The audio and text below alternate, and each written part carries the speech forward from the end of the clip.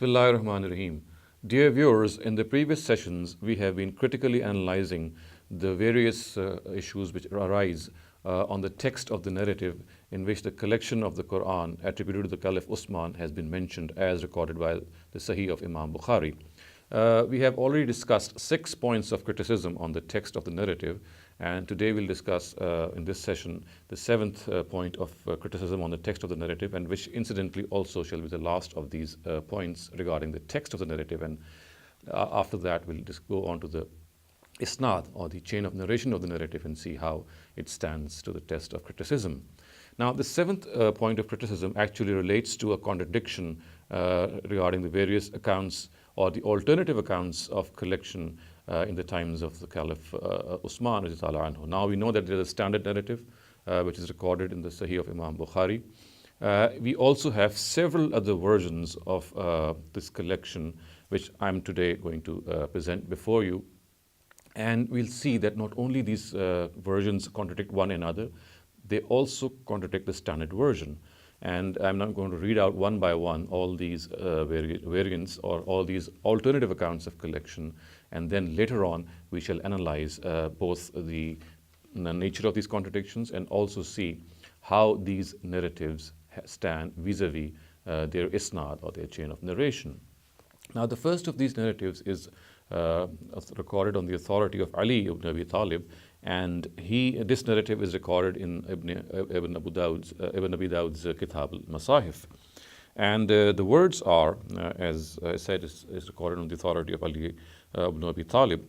So he says, Ali ibn Abi Talib radiallahu anhu sami'tuhu yaqul, the person who narrates from him is Iraz ibn Jarwal. So it is Iraz ibn Jarwal who narrates from Ali ibn Abi Talib. He says, Sami'tuhu yaqul, and he says that he heard Ali say, Ya ayyuhan nas, la taghlu fi Uthman, wa la taqulu lahu illa khayra, aw qulu lahu khayra, fil masahif wa ihraq al masahif, fa wallahi ma fa'ala allazi fa'ala fil masahif illa am mala'an minna جميعا فقال ما تقولون في هذه القراءة فقد بلغني أن بعضهم يقول إن قراءتي خير من قراءتك وهذا يكاد أن يكون كفرا قلنا فما ترى قال نرى أن نجمع الناس على مصحف واحد فلا تكون فرقة ولا يكون اختلاف قلنا فنعم ما رأيت قال فقيل أي الناس أفصح وأي الناس أقرأ قالوا أفصح الناس سعيد بن الأعص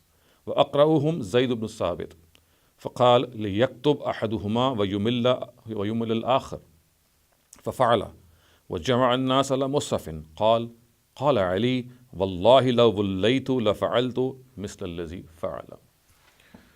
So Iraz ibn Jarwal reported that Suwaid said, By God, I will not narrate to you anything except what I heard from Ali ibn Abi Talib. I heard him say, do not commit excess against Uthman, and do not say anything except what is befitting to him, or say what is befitting to him. Regarding the Masahif and their burning, by God, whatever he did with them was done in consultation with all of us. He had said, what do you say about this reading? The news has reached me that someone among them would say, my reading is better than yours, and in this way it was as if matters would end up in disbelief. We said, what is your opinion? He said, it is our opinion that we gather people on one mushaf, and this will result in eradicating any difference and rival groups. We said, you have formed a fine opinion. It was said, who has the most command of Arabic among people, and who is the most competent reader among them? They said, Sa'id ibn al-As is the most eloquent, and the most competent reader is Zayd ibn Thabit. He said, let one of them write and the other dictate. Both did so, and people became united on a mushaf. Ali said, by God, had I been the ruler of the Muslims, I would have done exactly what Uthman did. So this is the first version, or the first alternative account, and as I said, it is recorded on the authority of Ali ibn Abi Talib. Now the second is recorded also in Kitab al-Masahif of Ibn Abi Dawud, and this again has 2 variants. This alternative, both of these are recorded by Musab ibn Sa'ad, and it has two variations. So I'll read out the first of these variant, and this is recorded, as I said, in Ibn Abi Dawud's Kitab al-Masahif, and it is recorded on the authority of Musab ibn Sa'ad. عن مصعب بن سعد قال قام عثمان فخطب الناس فقال أيها الناس أحدكم بنبيكم منذ 13 وأنتم تمترون في القرآن وتقولون قراءة أبي وقراءة عبد الله يقول الرجل والله ما تقيم قراءتك فأعزم على كل رجل منكم ما كان معه من كتاب الله شيء لما جاء به وكان رجل يجيء بالورقة والعديم فيه القرآن حتى جمع من ذلك كثرة ثم دخل عثمان فدعاهم رجلا فناشدهم لسمعت رسول الله صلى الله عليه وسلم وهو أملع عليك فيقول نعم فلما فرغ من ذلك عثمان قال من أكتب الناس قالوا كاتب رسول الله صلى الله عليه وسلم زيد بن ثابت قال فأي الناس أعرب قالوا سعيد بن العاص قال عثمان فليمل سعيد وليكتب زيد فكتب زيد وكتب مصاحف ففرقها في الناس فسمعت بعض الناس بعض أصحاب محمد يقول قد أحسن. So as I said, this variant is recorded by Ibn Abi Dawud in his Kitab al-Masahif, and the person on whose authority it is recorded is Musab ibn Sa'ad, and as I said, this is the first of the variants, or the first of the variants by Musab ibn Sa'ad. So the words are, Musab ibn Sa'ad reported, Uthman stood up and gave a sermon to the people. He said, O people, it is now 13 years since your prophet left you, and you are still disputing about the Qur'an. You refer to the reading of Ubay and that of Abdullah. A person would go as far as to say, by God, your reading is not in order. I therefore bind you on oath to bring to me any part of the book of God that you have in your possession. Thus, people would come with leaf pages and leather pieces with parts of Qur'an on them until there accumulated a large number of them. After this was done, Uthman came in and collected them and called them one by one, and upon oath asked each, have you heard this part of the Qur'an that you have brought forth from the Messenger of God, and that such that he dictated it to you? He would answer in the affirmative. When this was done, Uthman said, who is the best scribe among you? They said, the scribe of the Prophet, who is Zayd ibn Thabit.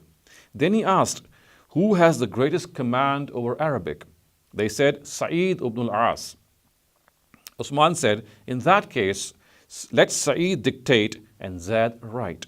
Hence Zad wrote down the text, and Uthman prepared the codices and distributed them among the people. I have heard some of the companions of Muhammad say, he has done a good thing. So this is the first of the variants recorded on the authority of Musab ibn Sa'ad.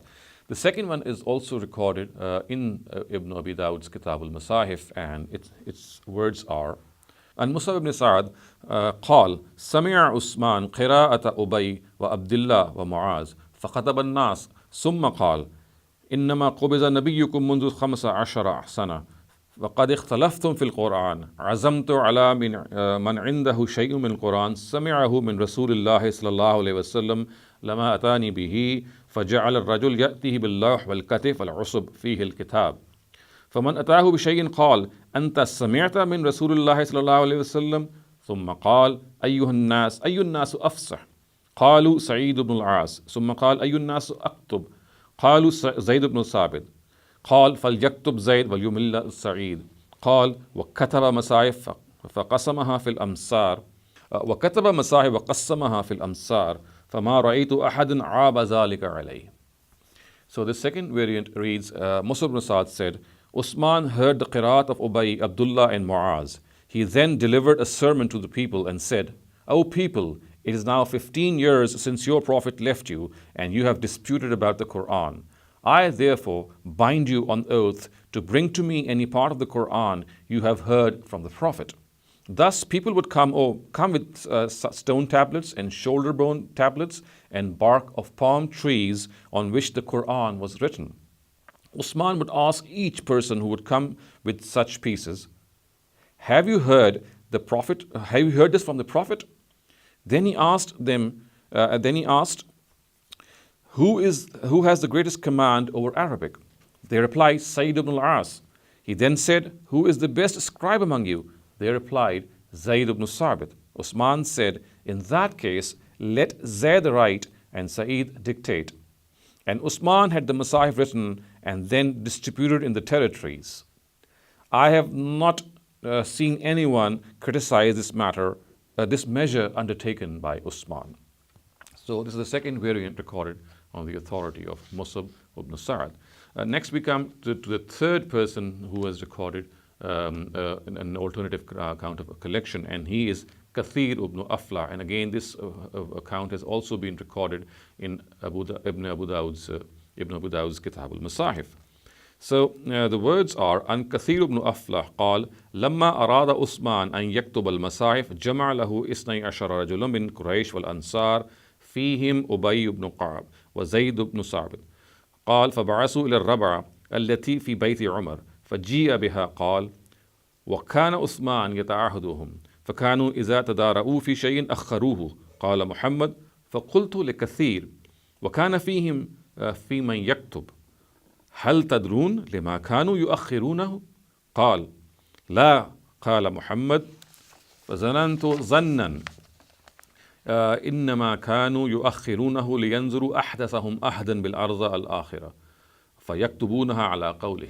So this is recorded, as I said, in the Kitab al-Masahif of Ibn Abi Dawud, and it is recorded on the authority of Kathir ibn Aflah.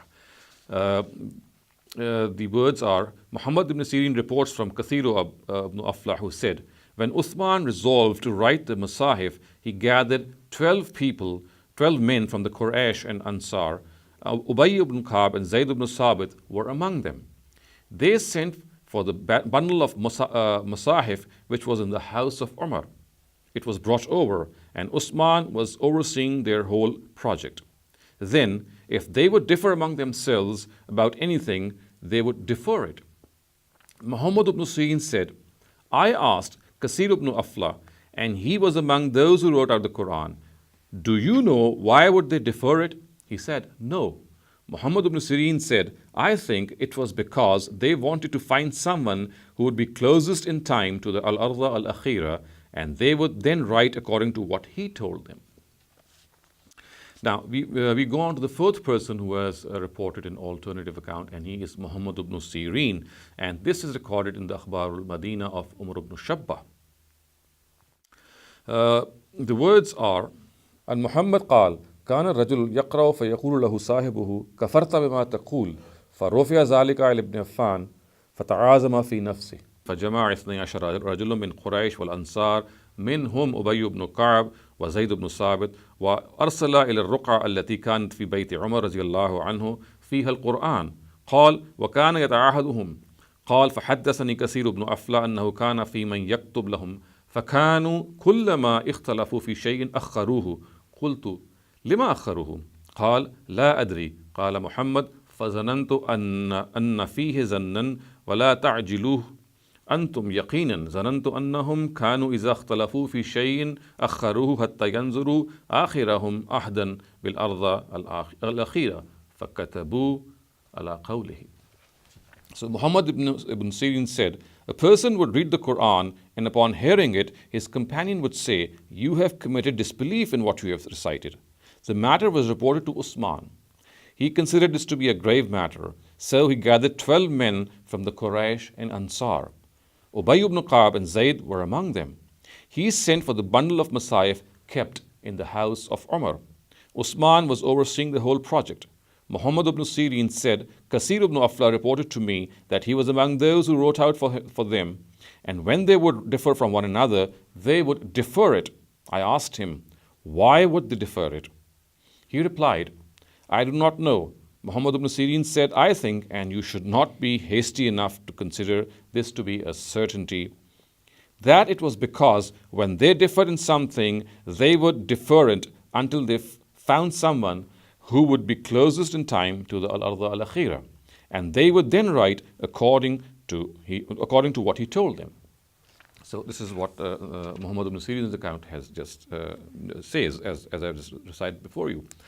Next we come to the account of Abu Qilaba. And this account is also recorded in Ibn Abi Dawud's Kitab al-Masahif. And the words are, An Abi Qilaba قال لما كان في خلافة عثمان جعل المعلم يعلم قراءة الرجل والمعلم يعلم قراءة الرجل فجعل الغلمان يتلقون فيختلفون حتى ارتفع ذلك إلى المعلمين قال أيوب لا أعلمه إلا قال حتى كفر بعضهم بقراءة بعض حتى كفر بعضهم بقراءة بعض فبلغ ذلك عثمان فقام خطيبا فقال أنتم عندي تختلفون وتلحنون فمن عني من الأمصار أشد اختلافا وأشد لحنا فاجتمعوا يا أصحاب محمد فاكتبوا للناس إماما. So this report, as I said, is also recorded in Ibn Abi Dawud's Kitab al-Masahif, and the words are, it's recorded on the authority of Abu Qilaba. So Ayub reports that Abu Qilaba said, during the caliphate of Uthman, a teacher would teach the Qur'anic reading of a person and another teacher would teach the Qur'anic reading of another person. Thus it used to happen that the students would learn these readings and disagree. The matter reached a point when they would take the dispute to the teachers. Ayub said that he is quite sure that he, that is Abu Qilaba, said, matters reached the extent that one teacher rejected the reading of the other. This situation came to the notice of Uthman, who delivered a sermon saying, you are here by me, yet you disagree on the reading and pronunciation of the Qur'an. Therefore, those who are far away from me in the provinces must be in a greater dispute, making greater errors. O companions of Muhammad, come together and write a complete version of the Qur'an for the Muslims. Now, next we come to the sixth person who has reported an alternative account of collection, and his name is Malik ibn Abi Amir. And although he has been reported as Malik ibn Ans in the narrative that I'm just going to read out, but this seems to be a sort of tashif or error in writing, because it is evident from a narrative in Ibn Abi Dawud's Kitab al-Masahif that this person is actually Malik ibn Abi Amir, who is the grandfather of Imam Malik. So I'll read this narrative with this correction, if you can keep it in mind. So the words are, حدثني مالك بن أبي عامر قال أبو بكر هذا مالك بن أنس قال كنت فيما أملي عليهم فربما اختلفوا في كتاب المصاحف الآية فيذكرون الرجل قد تلقاها من رسول الله ولعله أن يكون غائبا أو في بعض البوادي فيكتبون ما قبلها وما بعدها ويدعون موضعها حتى يجيء أو يرسل إليه فلما فرغ من المصحف كتب إلى أهل الأمصار أني قد صنعت كذا محوت ما عندي فامحوا ما عندكم.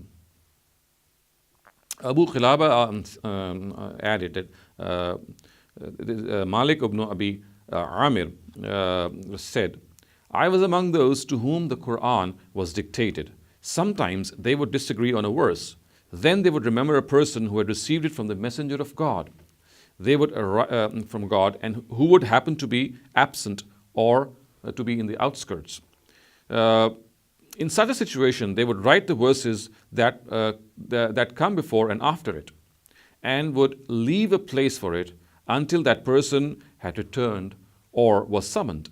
When the text was completed in this way, Uthman wrote to the people in the provinces, I have done such and such a thing in copying the text, and I have destroyed the other material that I have, and you should destroy the material that you have.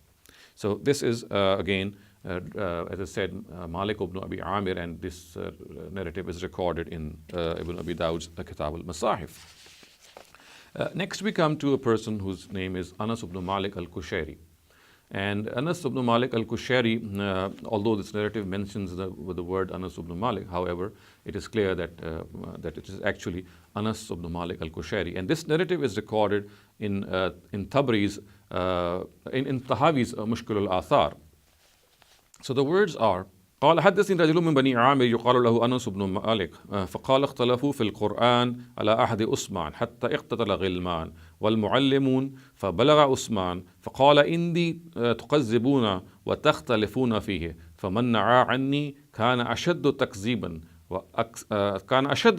وأكثر لحنا وقال لأصحاب محمد اجتمعوا فاكتبوا للناس قال فكتبوا قال فحدثني أنهم إذا تدارؤوا في آية قالوا هذه أقرأها رسول الله صلى الله عليه وسلم فلانا فيرسل إليه وهو على رأس سلاسم من المدينة فيقال كيف أقرأك رسول الله صلى الله عليه وسلم كذا وكذا فيقول كذا وكذا فيكتبونها وقد تركوا لها مكانا. Malik Anas ibn Malik al-Qushayri, Abu Qilaba said that a person from the Banu Amir called Anas ibn Malik, who is actually, as I said, Anas ibn Malik al-Qushayri, narrated to him, people differed in the Qur'an in the times of Uthman, and matters reached the extent that students and teachers started fighting one another. This news reached Uthman. He said, "You are denying it and differing in it here by me.